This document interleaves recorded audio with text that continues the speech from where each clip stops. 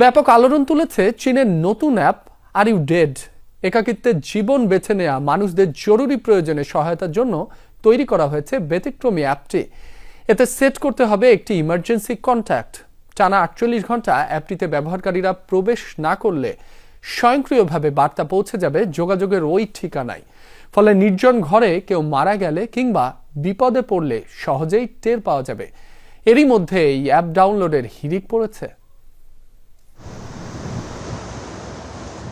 বিশ্বের সবচেয়ে বেশি জনসংখ্যার দেশগুলোর একটি চীন, অথচ 140 কোটি মানুষের দেশটিতে জনসংখ্যা বছর বছর কমছে।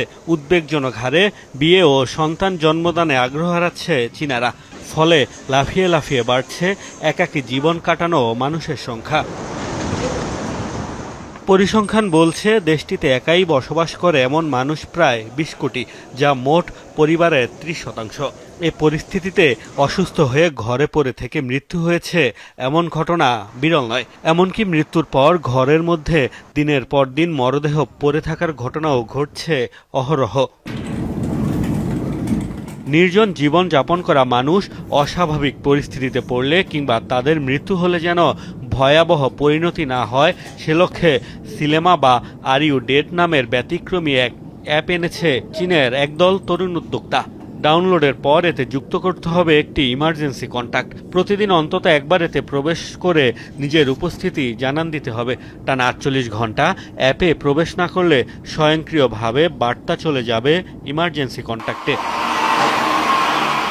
এই অ্যাপ অল্প সময়েই ব্যাপক আলোড়ন তুলেছে।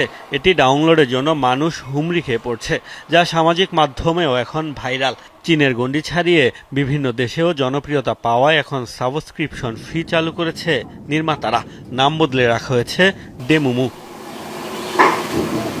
এরই মধ্যে অ্যাপল স্টোরের পেইড অ্যাপের তালিকায় শীর্ষে জায়গা করে নিয়েছে ডেমুমু।